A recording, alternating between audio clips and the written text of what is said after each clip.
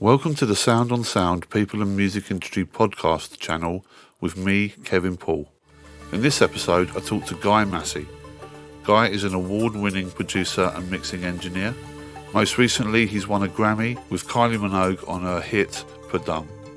Guy started at Abbey Road and talks about how he got there and his approach to recording, producing and mixing.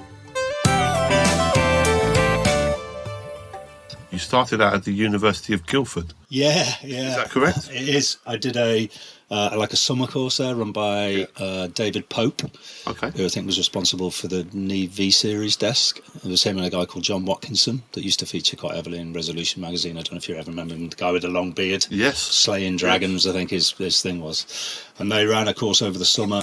It was a 3-month thing. So I came down from Liverpool, did the course, really enjoyed it. At the end of it, the sort of little carrot that they dangle was that you get some studio experience in a London studio. So I came down here straight after it and was offered a gig at Abbey Road for like 3 months, I think, like no pay or anything like that. And they took me on after the 3 months. Did you always want to go into the studio? Absolutely, yeah. I mean, I was in bands when I was a kid. I started playing guitar about 14, something like that. And then I guess the first band I was in was when I was about 15. We were awful, like a rock thing. What were they called? They're Stone Cold. Stone Cold, all right, there you go. We were Stone Cold. And that gave me the bug, really, because I did all the demos. Right. And there was a little studio down in New Brighton, where I'm from, called Station House. It was underneath the New Brighton station. And going into there was like Aladdin's cave. You know, I was just really buzzing off it all the time. So the next band I was in, I bought a little 4-track and started recording the demos. And in between going to uni and coming back from uni and spending a couple of years back in Liverpool, I just got into it and loved it. And a girlfriend at the time said, well, why don't you do a course? And she persuaded me to come down to Guildford to do that course. And got a job at Abbey Road out of it. So it's not a bad place to start, is it? Mate, yeah. I mean, it was amazing.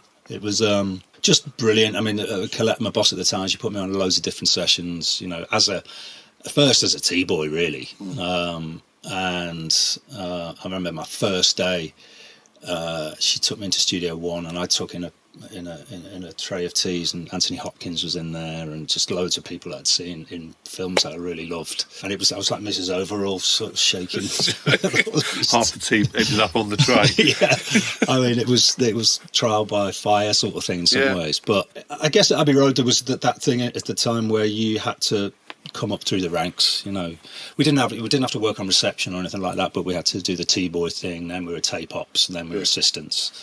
And I didn't really engineer an official gig probably for about 4 years. Because I didn't want to. I wanted to sort of hone my craft a little bit more, and I got friends' bands in the evenings and weekends and stuff like that. Were they pretty cool with you doing that? Yeah, I mean, I think at the time, you know, she obviously wanted you to learn, but not on their time. Yeah. So I would always do that. You know, there was a couple of mates' bands I'd get in and just learn, really, because it was, you know, going from a 4-track to a Neve console. It's very, very different. So I did do a lot of work when I wasn't working with friends and stuff, and that was definitely my way into it. You know.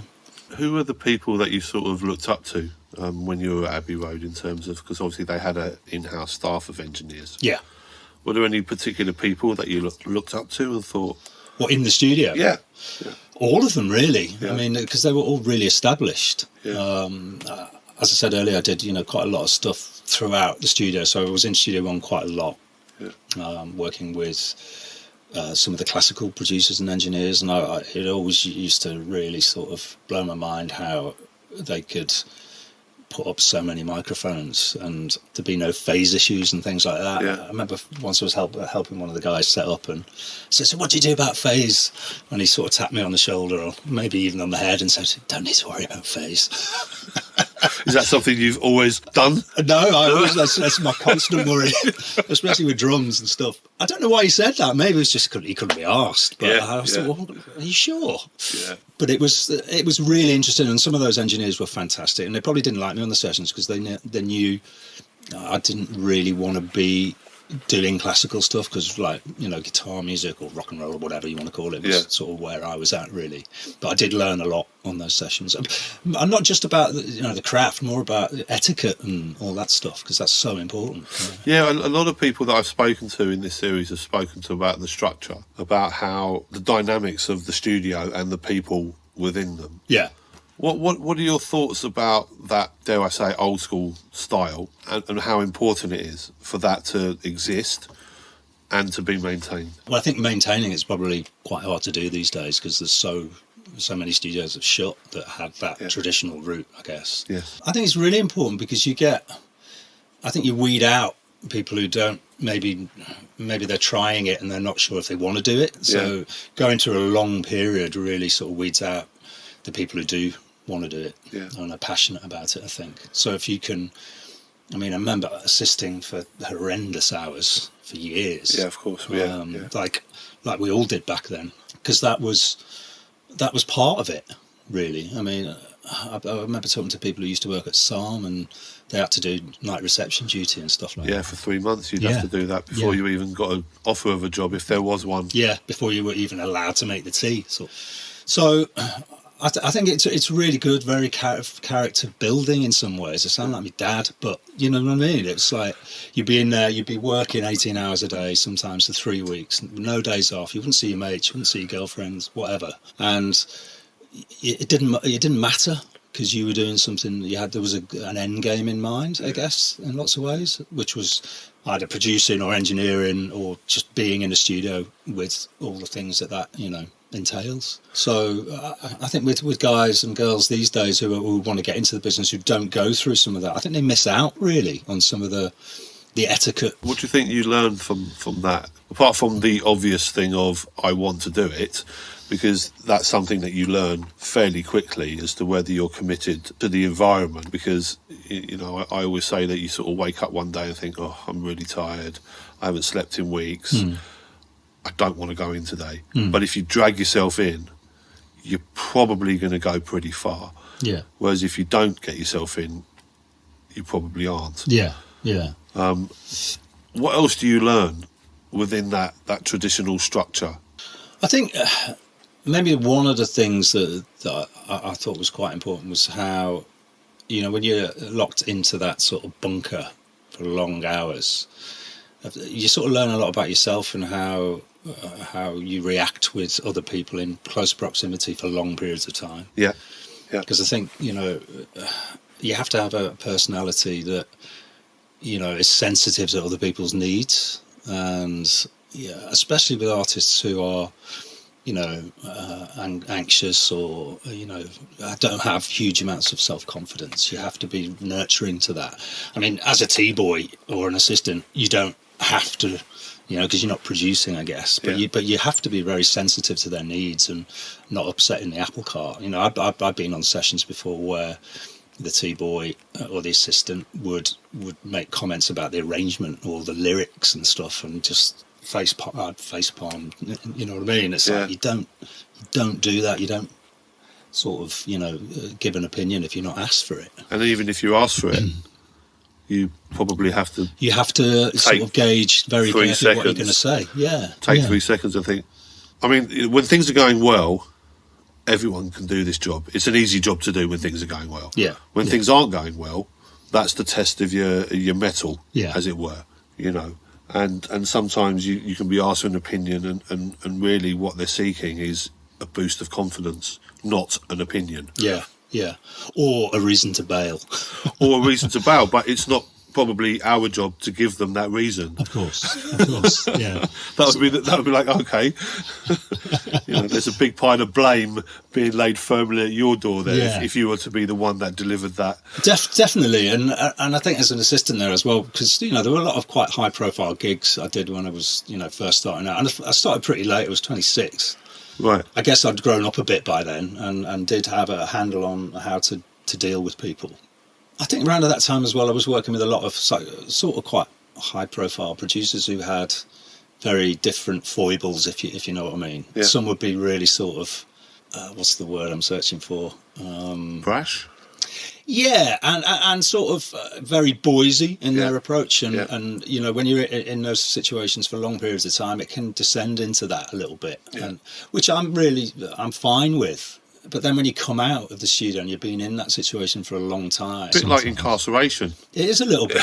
If you've been on a project for 3 months, and you've lived with 5 people, all blokes, testosterone running high, exactly. You know, and then you step out into the real world. Yeah, you really have to say, okay, right, I'm back in the real world now. And it can be slightly sort of agoraphobic inducing. Agoraphobia inducing, do you know what I mean? Yeah, for sure. There's times I've left, if I've been mixing here for a long time, you walk outside and everything seems like it's rushing away from you because you've been staring at that or tweaking or whatever for 12 hours a day. I find that quite alarming sometimes because you don't see anybody often.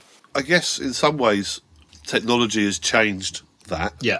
Because we don't have to spend 18 hours in the studio. Yeah. We don't have to finish the record there and then.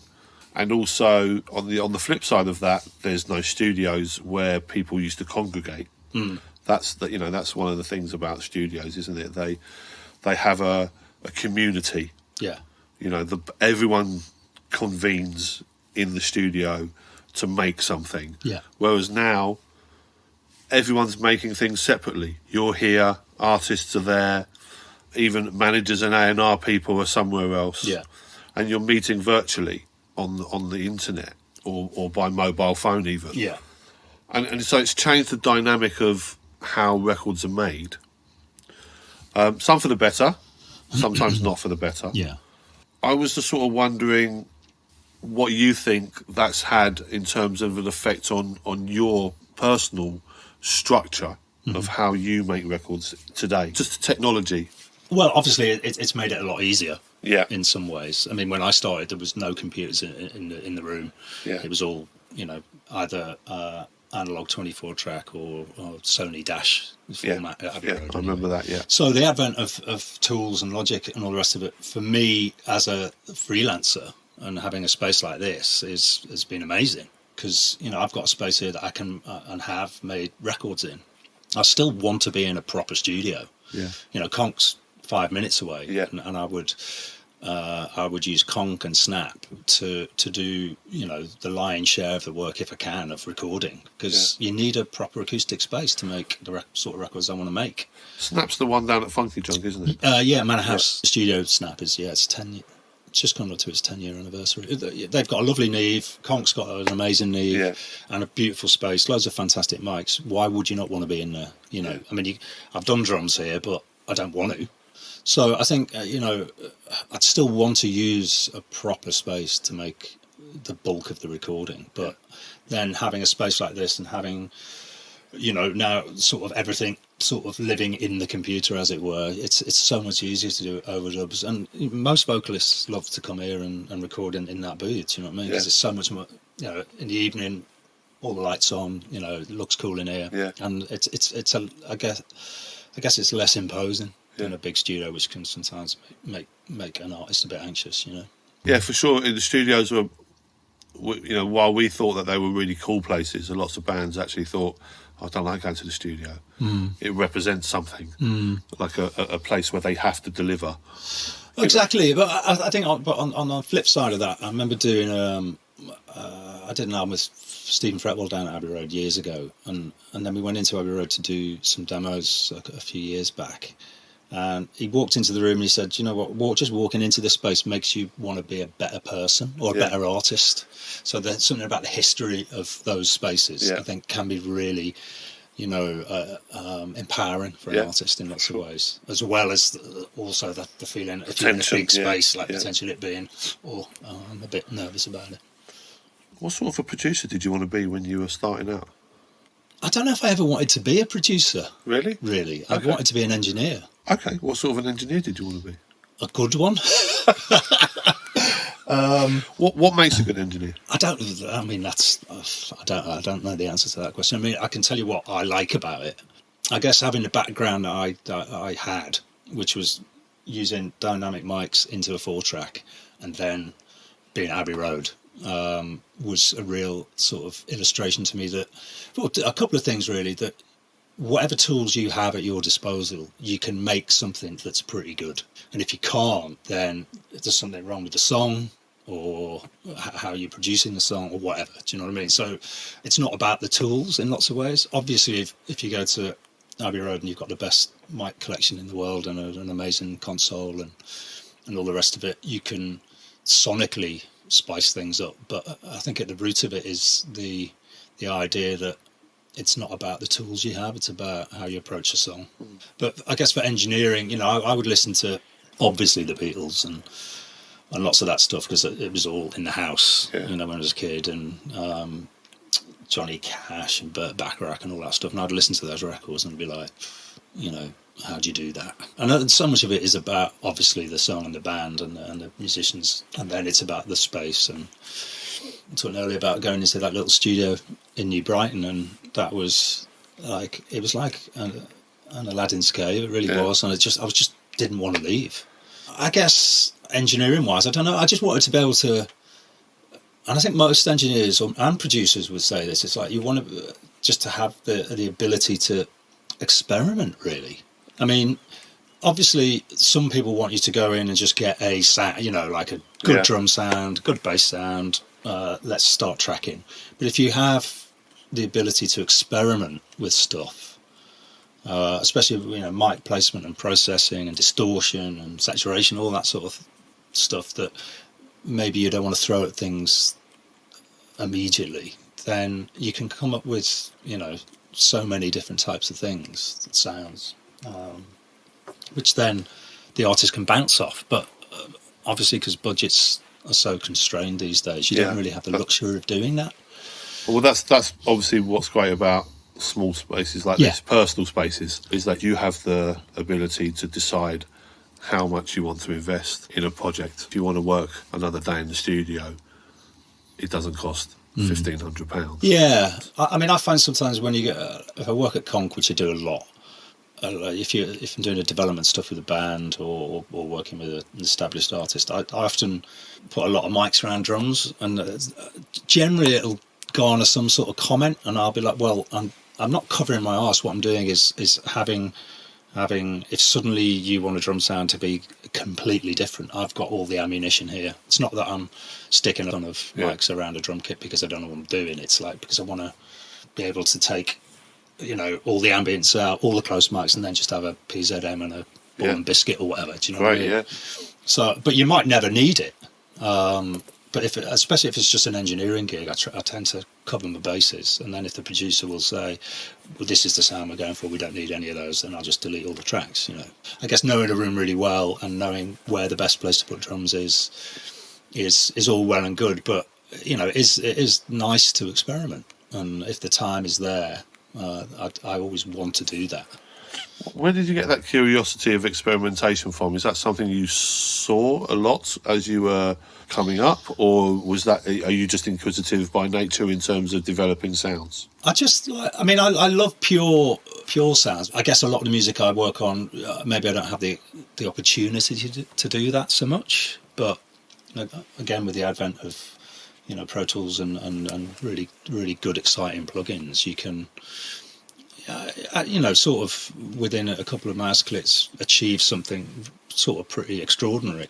But I prefer to do it, you know, in the studio and play with pedals and things like that to achieve things that you've got in your head. Yeah. I guess after the fact, it's easy to do it like that, but then it's just a plug-in and it feels slightly like cheapens it somehow.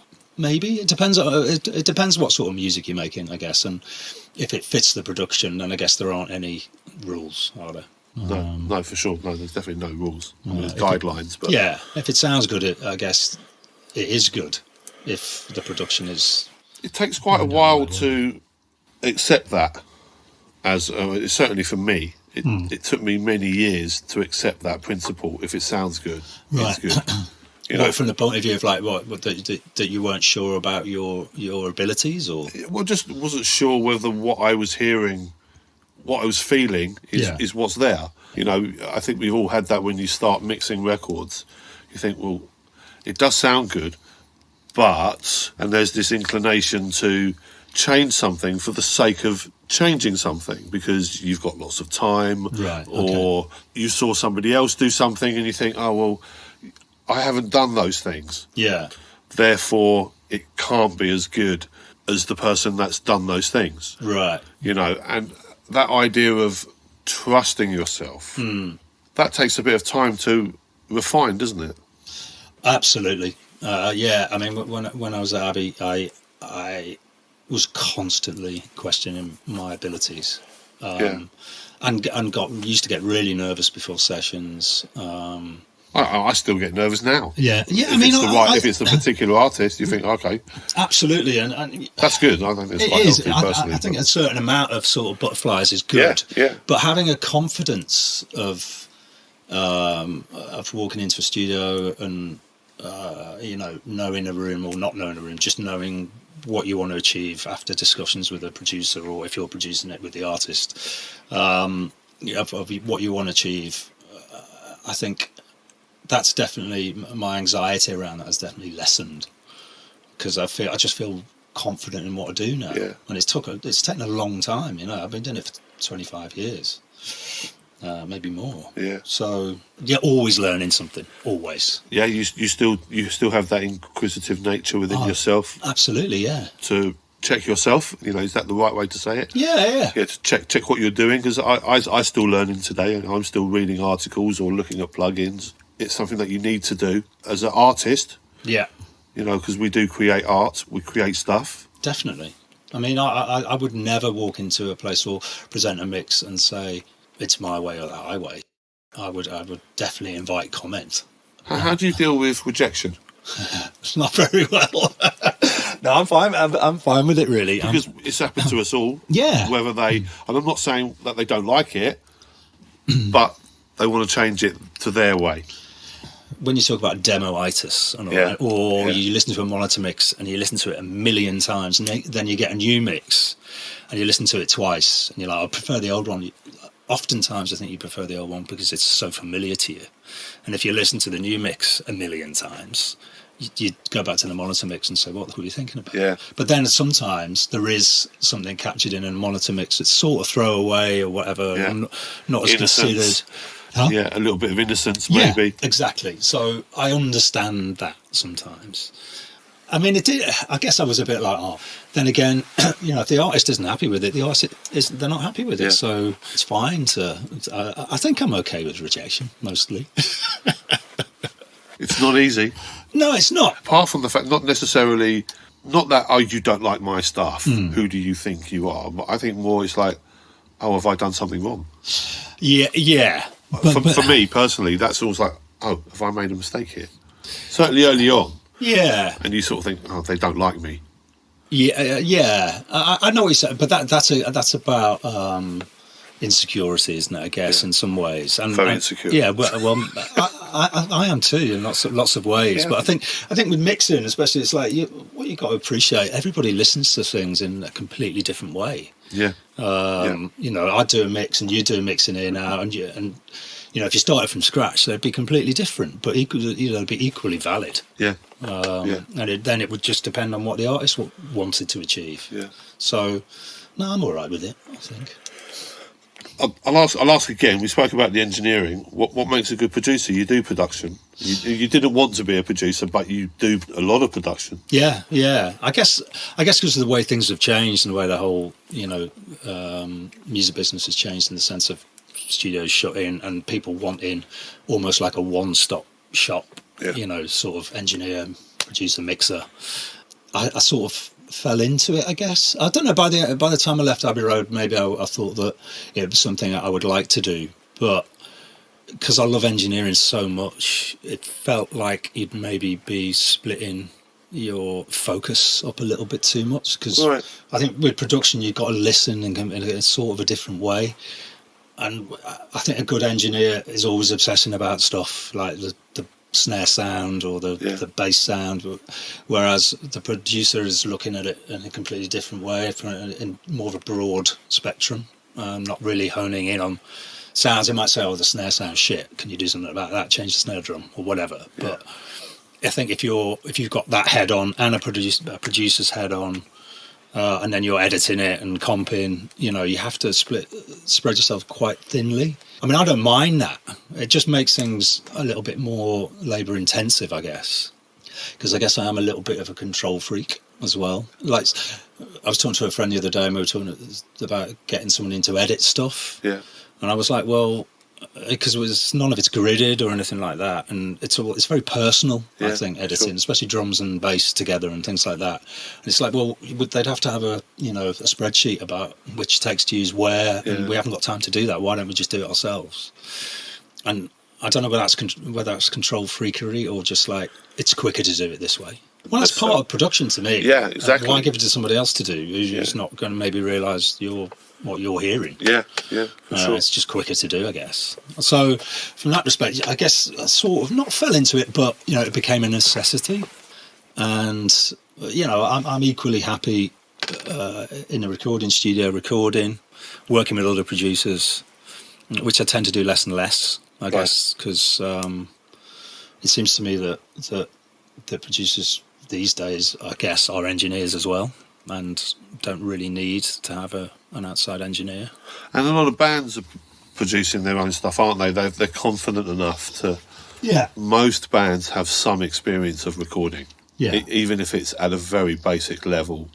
They do, yeah. Unlike when we first started in the studio, where, if you wanted to record something other than on a 4-track with a cheap microphone, you had to go to a studio. Yeah. Nowadays, you don't. In fact, the studio's the last place you go to record anything. You try and avoid spending the big bucks unless you really need to. And therefore, a lot of bands have ideas of what they want and are empowered in the process. Yeah. Therefore, that traditional overseer is slowly becoming not a wiped out. That's probably not true, but slowly, they're having to change. That role is changing. Yeah, I think that old school role of there used to be a producer, an engineer, maybe an editor. When Pro Tools became or Logic came to the fore, there would be a little team, I guess, and some people are still doing that, I guess. But I think with bands who sort of are delving, dipping their toe into engineering and production, can definitely come up with stuff, because I'm assuming quite a lot of them don't have like a technical background in engineering and stuff like that, and they can do stuff, and suddenly it's like, I would never have thought of doing that, and then they present something to you, and it's like, how did you get that? Sounds brilliant. True. Yeah. But also, then again, often some of it comes back to you, and it's a bit shonky, and you have to work on it. How do you work on it? What are your approaches for dodgy guitar sounds? And well, I mean, if I'm working with a band and they're producing stuff, and I'm going to mix it, for example, I'll always ask them to record a DI for guitars and bass, because so you can reamp stuff. Yeah. So that would generally be one of the approaches I would have with them, and not to over compress things, because you can't really decompress stuff, can you? That's right. Yeah. You might get sort of a bit overexcited with how stuff's sounding in the context of what they're doing at home. When you sort of separate it all out and it's like super processed, it can be quite hard to tame, I guess. Yeah. Do you have any ways in particular that you'd like to deal with that? If it's super, just lots of Soothe plug-in. Soothe, that's a really good plug-in, Soothe. Actually. Brilliant, yeah. I've been using that quite a lot for things like, if you've got a really spiky acoustic guitar and things like that, they can be really helpful. If drums are really smashed, you just have to make them work somehow. I mean, if they're really, if you find a lost cause, I'll just replace elements, kick and snare generally, maybe the toms. Yeah. You can generally get away with the cymbals, as long as they're not too distorted and things. Yeah. But then that's a whole nother amount of time, isn't it? And I do it all myself, so... How long do it take to do a mix? It depends, really. 5 hours? I reckon I do most of my really sort of, like, good work in 4 or 5 hours. Yeah. I don't use templates or anything like that. I don't get sessions a lot. A lot of people work in Logic that I work with, and so I've just got files, so I'll just start a new session, bring them in, listen to all the elements as I'm creating a session. I mean, a lot of my mates use, like, templates... but I try not to do that, because I don't want to just put the drums through whatever you put drums through. I know this. I understand the reasons for people doing that, and I'm not knocking it at all. Yeah. I just prefer to treat each element as I hear it. And you sort of think about, okay, what does this song need? Yeah, because you start to get, as you're playing it through and setting up the session, I'll probably listen 4 or 5 times, and you get an idea, or just ideas about how you want the drums to sound, and etc. I reckon a lot of the really sort of, I don't mean technical, I mean sort of artistic stuff is done early on, I think, and the rest is getting the vocal right. Is that your guiding point when you're doing a song, a mix? Are you feeding off the vocal? I get the vocal in really early. Yeah. And then try and move stuff around it. What about your mix bus? Is that in early? Yeah. I mean, generally I'll have like this Dangerous and the Overstayer on, and then maybe a bit of the Roger Mayer if I need that, and then mix into some digital stuff as well. And depending on what sort of music it is, I'll change the digital mix bus a little bit, right. but I'll always mix into it, and that's generally on from the beginning. Not doing like huge amounts, but you can. I don't know. I just like to push into that bit. Yeah. I mean, I'll definitely do it. It'll be a day a mix unless it's like a huge session. Yeah. And then I tend to, like, because I've got this place, I tend to work from like 10 till 6 mixing. Because I think after 6 o'clock my ears are burnt out. I don't listen loud really, but I just get. Ears get tired. Yeah, of course. Pretty quickly. Or if I want to work longer, I'll just open another session and start work on something else. Yeah, jump over to another song. Yeah. Refresh your ears a little bit. Yeah. Well, that's the beauty, I think, of when you do have clients all over the place. You can, if it's unattended, which mainly it is, you can mix 2 or 3 different things a day, and then put it to one side and then come back the next day and finish it with fresh ears. Yeah, for sure. Which I like the aspect of that you can do. You can be sort of multitasking, doing lots of different projects. That's good fun. Do you think mixes should take 2, 3, 4 days? Do you think you get anything out of spending 4 days on a mix, or longer? We've all worked with artists that have taken weeks to mix a song. Do you think there's any value in that? I guess it depends. You got to ask yourself why it's taking 4 days. I guess with the way Pro Tools doesn't limit track count and things like that, you can have a production that's like enormous. But for me, at that point, it would be like, well, why is it so big? Why can't you commit to stuff? Do you know what I mean? So if you've got 150 tracks and 50 of those are backing vocals, the first thing I do is bounce them down to 2 or 4 or something. Do you know what I mean? Something a bit more manageable. Yeah. But then again, sometimes often you have to go back because you bounce them without, filtering them enough or whatever. Yeah. But it's sort of like when artists are presenting you with something, if it's in Tools and there's a basic mix there, I'll often call them and say, is that, are those backing vocals sort of where you want them? Yeah. I just want a manageable session really, and after that initial 5 hours, sometimes what I'll do is stem it all out to like 12, 20 stems or whatever, and then just mix those, which feels nice. And there's a confidence there, I guess. You get to a point you think, yeah, this sounds good. Yeah. Save it, stem it all out, and then just balance with the stems. Is there a process or a piece of equipment or something that you do or try to do in every session? But recording or mix? Let's start with recording. Something that I think I was taught very early on was to use overheads on drums as an overall picture of the kit. Yeah. And I've just fallen back in love with Coles. So 4038s as overheads for me are always a starter when I'm getting drum sounds. Yeah. I guess. So that would be my sort of go-to thing. Like for drums, you sort of put those up and listen to the kit like that. So I never use them as cymbal mics. I try to use them as like a picture of the whole kit. Obviously, with the kick, you're not going to get the full welly with those. But I'd often have another mic, towards the front as well. But that's something I generally always do. Yeah. And that becomes, every other mic is then a spot mic for the kit. I really like working like that with drums. So that would be my normal thing in recording. What about mixing? You got a favourite process or thing that you try to do? Not really. As I said earlier, I generally, start with a mix bus that I'm familiar with, which will be this analog chain, then into certain things on the digital side. But they'll evolve if it's not right, and it depends what it is really. If it's a really heavy track, I'll use the Al Smart instead of the Dangerous. Yeah. Just it's faster, and you know what I mean. Yeah. But that thing has become my go-to because it just seems to do everything I want to do. It's evil. Great. I love it, but it can really make stuff sound beautiful and soupy and glued. You know, it's such a powerful piece of kit. If I could have a desk of that, I'd be a happy bunny. But I don't need it. But having a studio with a desk in it would be amazing. But no, I think there's nothing sort of general in a setup that I would whinge if I didn't have. Yeah. You know, as I said earlier, I think you can stick a pair of 57s as overheads and you should be able to make them work. Yeah.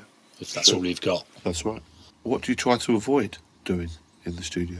When I'm recording, I try to avoid making the client hang on, or I try to do things quickly.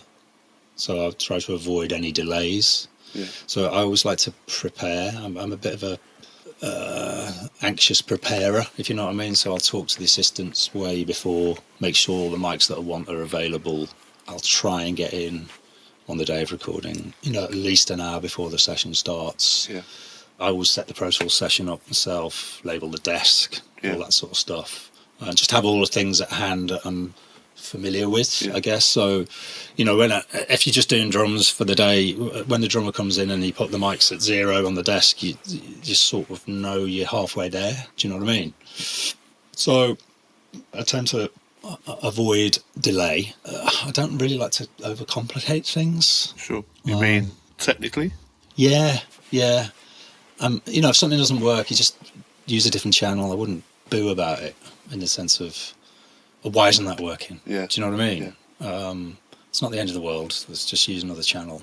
Yeah. It's that thing of just being ready if there's a problem, not to worry about it too much and move on and find another way of doing it without causing a scene, I guess. When I started, there were people that if something didn't work would have a right old, go at the assistants, and I'd be like, why are you doing that? Yeah. It's not this person's fault that this is happening. Do you know what I mean? Yeah, sure. So just to avoid any aggro, really, when it's not necessary. Yeah. Because at the end of the day, we're doing stuff. I feel like we're doing things that's in a very privileged position to be in recording studios making music, because you could be in an office job you despise, 12 hours, 8 hours a day or whatever. Being in the studio for 12 hours recording is a dream for me, as long as it's going well. I'm always just amazed that I can make a living out of doing something that's sort of a hobby and that I love. Great. Well, it's become obviously more than a hobby, but I always feel really, really privileged to be doing it. Great. Thanks again, Guy. Nice one. Cheers. Thanks, Kevin. Thank you for listening, and be sure to check out the show notes page for this episode, where you'll find further information along with web links and details of all our other episodes. And just before you go, let me point you to the Sound on Sound /podcasts website page, where you can explore what's playing on our other channels. This has been a Mixbus production by me, Kevin Paul, for Sound on Sound.